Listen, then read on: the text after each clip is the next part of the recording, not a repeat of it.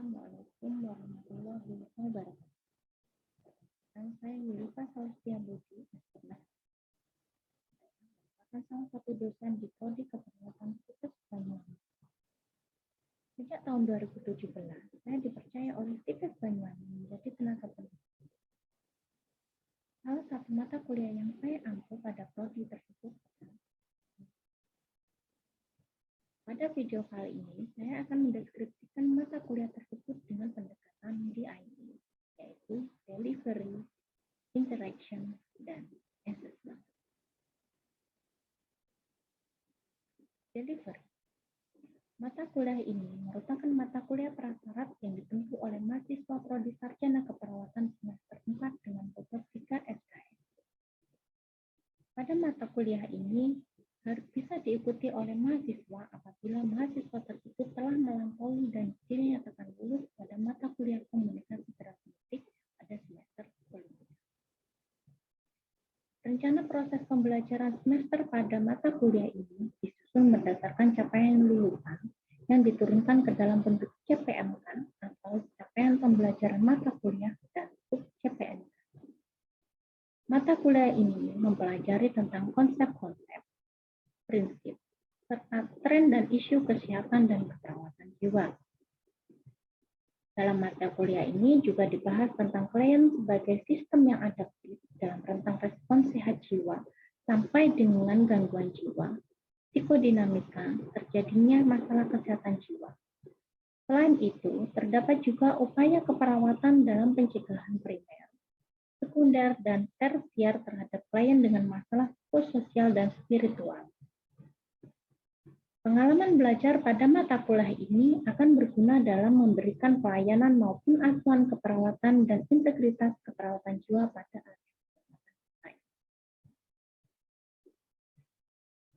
Beberapa sumber referensi yang bisa digunakan pada mata kuliah ini adalah buku ajar yang diterbitkan atau ditulis oleh Budiana Kliat dan tim. Asuhan keperawatan jiwa karya Budiana Kliat dan tim, keperawatan jiwa dan terapi aktivitas kelompok, keperawatan kesehatan jiwa komunitas dan proses perawatan kesehatan jiwa. Itu adalah merupakan referensi dari Budiana Kliat dan timnya. Selain itu, buku yang bisa digunakan atau referensi yang bisa digunakan pada mata kuliah keperawatan jiwa adalah keperawatan kesehatan jiwa menurut Stuart. Menurut Gerson adalah mental health nursing yang bisa digunakan sebagai referensi. Juga ada referensi yang lain menurut Fortinas, yaitu psychiatric mental health nursing dan psychiatric nursing care plan. Untuk penyusunan asuhan keperawatan jiwa, kami juga menggunakan referensi SDKI, PSIKI, dan SLKI.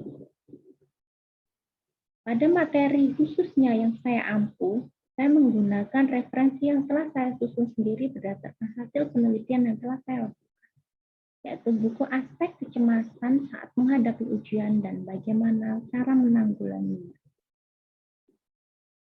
Selanjutnya adalah interaction. Interaksi dosen dan mahasiswa dilakukan pada saat proses pembelajaran dalam bentuk diskusi dan kuis. Pada saat pandemi ini, kegiatan pembelajaran kami alihkan ke dalam bentuk jaringan, yaitu menggunakan learning management system yang dimiliki oleh institusi kami, sehingga proses perkuliahan dapat menggunakan aplikasi tersebut. Selain itu, kami juga dibantu oleh aplikasi yang lain seperti Zoom dan WhatsApp.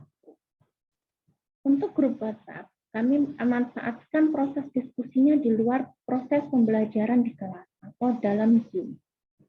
Kemudian, apabila ada pertanyaan terkait dengan masalah kesehatan jiwa atau masalah dari materi yang telah saya sampaikan, kami bisa diskusikan dalam WhatsApp group tersebut. Selanjutnya adalah asesmen. Pada penilaian mata kuliah ini, ada 3 komponen yang dinilai, yaitu 65% kognitif, 20% dari afektif, dan 15% dari psikomotor. Untuk penilaian kognitif, kami ambil dari hasil penilaian UTS, UAS, serta penugasan yang kami berikan kepada mahasiswa. Untuk hasil penilaian afektif, kami ambil dari hasil kehadiran mahasiswa serta sikap yang ditampakkan oleh mahasiswa selama proses pembelajaran. Biasanya kami menggunakan lembar penilaian peer assessment untuk mengetahui keaktifan mahasiswa dalam suatu kelompok diskusi tersebut. Kemudian 15% dari penilaian psikomotor kami ambil dari hasil simulasi atau role play yang dilakukan oleh mahasiswa terkait dengan asuhan keperawatan pada klien dengan masalah gangguan jiwa. Sekian penjelasan deskripsi masa kuliah saya. Selanjutnya adalah cuplikan dari proses kegiatan belajar mengajar pada masa kuliah dan materi saya. Terima kasih atas perhatiannya. Wassalamualaikum warahmatullahi wabarakatuh.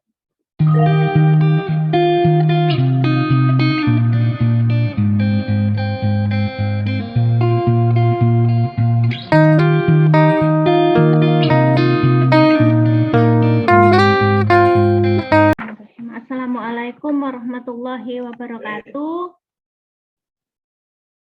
Selamat siang. Waalaikumsalam warahmatullahi wabarakatuh. Baik, ini sudah hadir semua ya. Baik, akan saya mulai untuk perkuliahan saya hari ini. Saya coba share screen dulu. Sudah terlihat screen saya?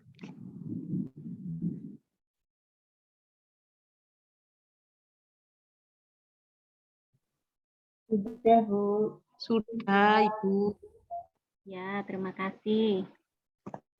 Untuk pertemuan hari ini, saya adalah asuhan keperawatan klien dengan ansietas. Jadi nanti untuk khusus materi saya di keperawatan jiwa ini ada 2 kali pertemuan. Yang pertama adalah terkait dengan ansietas, yaitu untuk konsep dan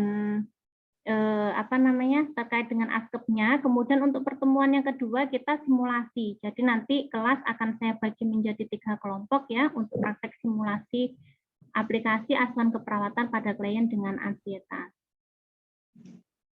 Tujuan dari perkuliahan saya hari ini adalah mahasiswa mampu menerapkan proses asuhan keperawatan klien dengan ansietas atau kecemasan. Selanjutnya adalah definisi. Kecemasan merupakan reaksi emosional yang berlebihan, ya, sumbernya tidak jelas, kemudian kecemasan ini bisa ditularkan. Jadi nanti siapapun yang mengalami kecemasan itu bisa menularkan ke teman-temannya yang lain ya. Jadi hati-hati nanti kalau ada yang merasa dirinya itu cemas, nggak usah deketin teman-temannya yang lain ya. Cemasnya cukup dipelihara sendiri atau di manajemen sendiri. Kemudian untuk kecemasan ada 4 tingkatan ya, mulai dari ringan sampai dengan panik. Untuk ringan sendiri biasanya dialami oleh seseorang dalam kehidupan sehari-hari. Biasanya saat kita mau ujian, saat kita mau melakukan sesuatu yang baru, biasanya kita mengalami kecemasan pada level ringan. Kemudian untuk yang kedua yaitu level sedang, biasanya mereka hanya fokus terhadap satu perhatian saja. Persepsinya mulai menyempit, jadi dia sudah mungkin sudah konsentrasinya sudah mulai menurun ya untuk yang level sedang ini. Kemudian untuk yang level berat, persepsinya sudah sangat sempit sekali. Mereka hanya bisa memusatkan perhatian pada satu hal yang sangat detail. Jadi mereka memikirkan hal-hal yang sangat kecil yang itu objeknya tidak nyata sebenarnya bagi mereka, tetapi mereka sangat memikirkan hal yang kecil tersebut. Kemudian untuk level yang paling tinggi yaitu level panik, di sini sudah mulai terjadi distorsi persepsi. Jadi persepsinya sudah mulai pecah di sini ya, mereka sudah mengalami penyimpangan persepsi. Kemudian pada pasien atau pada seseorang dengan ansietas level ini biasanya mereka sudah mulai kehilangan kontrol. Mereka sudah tidak bisa mengikuti perintah ya, mereka akan mengalami sesuatu ansietas yang berkepanjangan. Kemudian rentang respon tadi ada mulai dari adaptif sampai dengan maladaptif.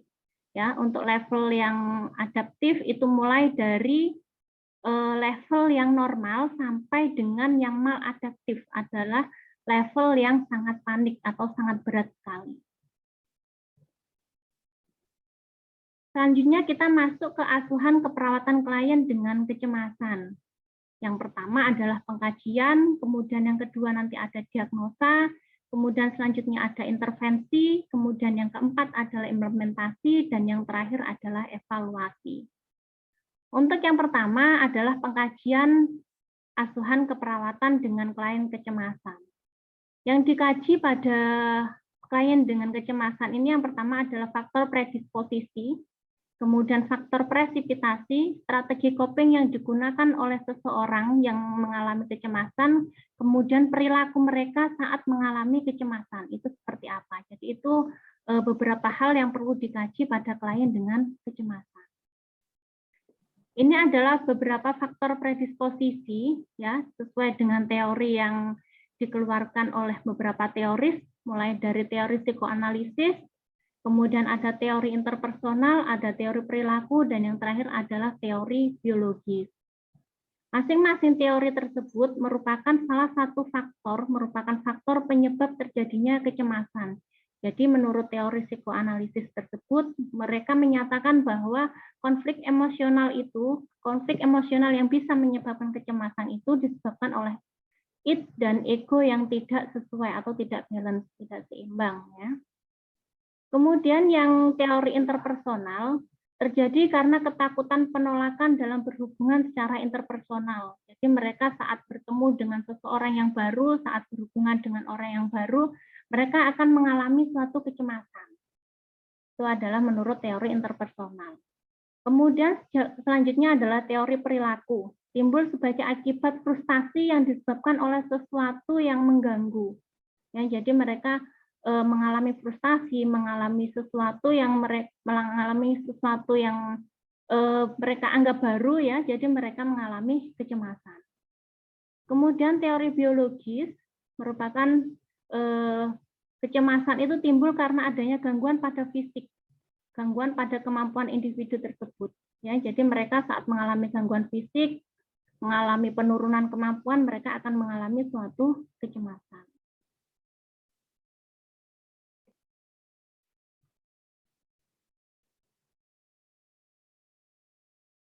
Selanjutnya adalah faktor predisposisi, presipitasi maksud saya, ya.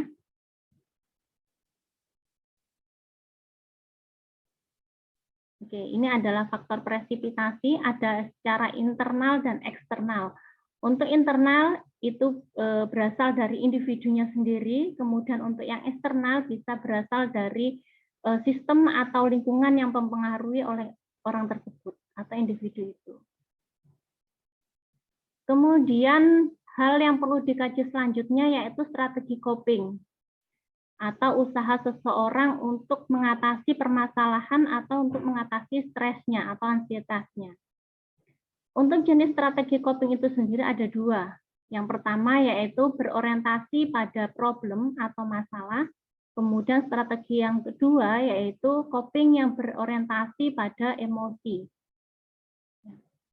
Untuk coping yang berorientasi pada masalah, mereka biasanya akan memecahkan suatu masalah atau membuat suatu usaha. Mereka akan membuat suatu usaha menciptakan sebuah lingkungan di mana mereka itu bisa merasa nyaman. Bisa merasa nyaman sehingga mereka tidak mengalami suatu kecemasan lagi atau bisa menurunkan kecemasan.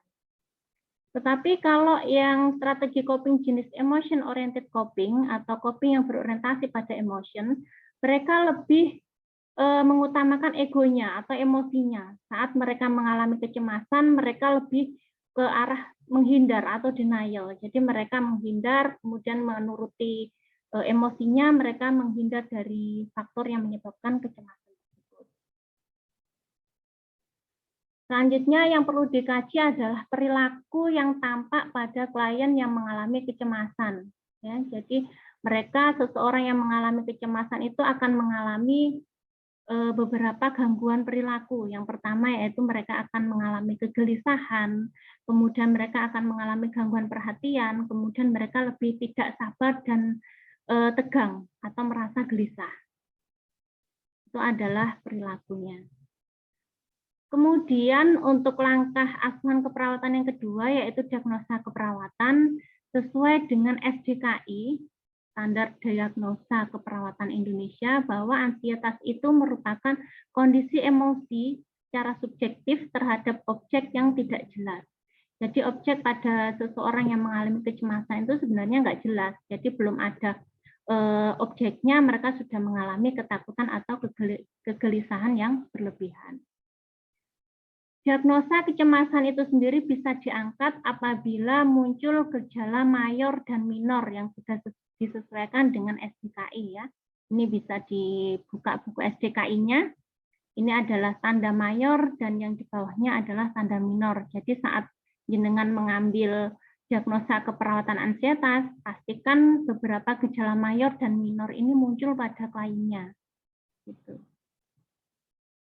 Selanjutnya adalah intervensi keperawatan atau rencana asuhan keperawatan yang bisa kita rencanakan pada klien dengan masalah ansietas atau kecemasan. Yang pertama adalah reduksi ansietas dan yang selanjutnya adalah terapi relaksasi. Di mana kedua intervensi tersebut bisa dilakukan atau bisa direncanakan melalui psikoterapi, psikoedukasi, dan terapi psikologis. Untuk yang selanjutnya adalah implementasi keperawatan. Ya, implementasi keperawatan di sini menyesuaikan dengan intervensi yang sudah jenengan rencanakan untuk klien tersebut. Jadi kalau misalnya jenengan merencanakan reduksi ansietas, berarti jenengan harus mengimplementasikan reduksi ansietas itu untuk model yang mana, misalnya psikoterapi, psikoedukasi, ataupun terapi psikologis. Kemudian untuk evaluasi keperawatan sama seperti proses asuhan keperawatan yang lain, yaitu ada SOAP, ya, subjektif, objektif, kemudian assessment, dan yang terakhir ada planning. Baik, sekian materi dari saya untuk hari ini. Ada yang ditanyakan sampai di sini? Silahkan mahasiswa untuk proses diskusi.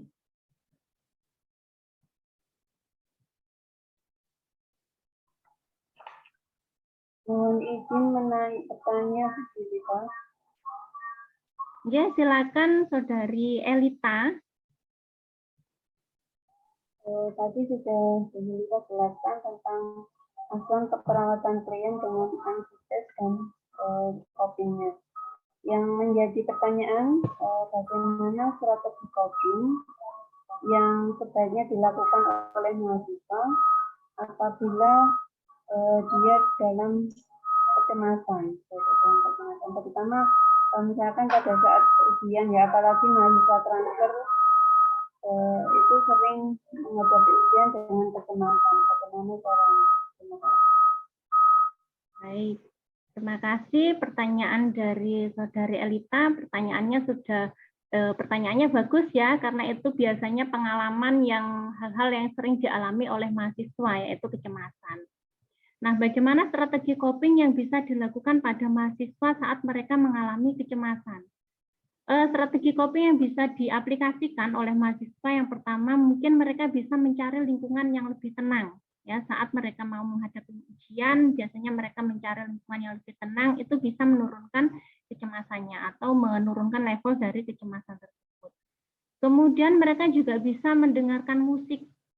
Jadi ada beberapa tipe mahasiswa, mereka lebih senang belajar dengan mendengarkan musik. Mereka lebih masuk dengan cara mendengarkan musik atau mendengarkan semacam murotal mungkin ya, atau doa-doa yang sesuai dengan kepercayaan mahasiswa tersebut.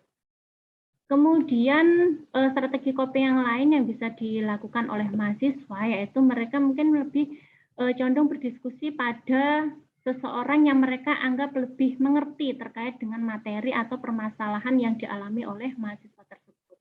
Ya. Jadi pada intinya mahasiswa di sini diharapkan menggunakan strategi coping yang arahnya ke positif, yaitu berorientasi pada masalah. Jadi dengan mereka berorientasi pada masalah, mereka bisa memecahkan masalahnya, mereka bisa mencari lingkungan yang lebih sesuai dan nyaman untuk mahasiswa tersebut menurunkan level kecemasannya. Jadi seperti itu ya jawaban dari saya, Saudari Elita. Baik, terima kasih, Bu. Ya, sama-sama. Kemudian waktu kontrak kita sudah habis ya untuk pertemuan hari ini. Jadi yang bisa saya simpulkan dari materi hari ini adalah kecemasan itu merupakan reaksi emosional dari individu yang dimana objeknya itu sebenarnya tidak nyata, tetapi mereka sudah mengalami kegelisahan. Kemudian dari beberapa gejala tadi itu perlu kita lakukan pengkajian mana sih yang bisa muncul pada klien dengan kecemasan. Tadi sudah disampaikan ya, sesuai dengan SDKI yang telah dikeluarkan oleh BPNI. Gitu. Jadi mungkin itu kesimpulan dari saya. Kemudian ada evaluasi dari saya untuk mengevaluasi. Saya akan memberikan sebuah pertanyaan. Nanti silakan siapa mahasiswa yang bisa menjawab pertanyaan dari saya. Dari materi yang sudah saya sampaikan, menurut kalian atau menurut dari hal yang sudah saya sampaikan tadi, kira-kira intervensi keperawatan apa yang bisa diaplikasikan oleh seseorang atau yang bisa diaplikasikan pada klien dengan kecemasan? Silahkan, mungkin mahasiswa bisa menjawab. Izin menjawab, Ibu. Ya, silakan Saudari Warni. Mungkin intervensi yang bisa dilakukan yakni reduksi ansietas dan terapi relaksasi. Itu jawaban dari saya. Terima kasih. Baik, terima kasih. Jawaban dari Saudari Warni sudah bagus ya. Berarti respon dan tanggapan dari mahasiswa sangat positif sekali terhadap materi saya hari ini. Baik, untuk kontrak yang selanjutnya adalah kita role play atau simulasi untuk penyusunan askep pasien dengan ansietas. Jadi untuk selanjutnya saya akan membagi mahasiswa menjadi 3 kelompok ya. Akan bagi menjadi 3 kelompok. Di sini sudah saya tentukan untuk ketua kelompoknya yaitu Saudari Elita, Saudari Warni dan Saudari Hasim ya. Nanti itu jenengan akan saya kasih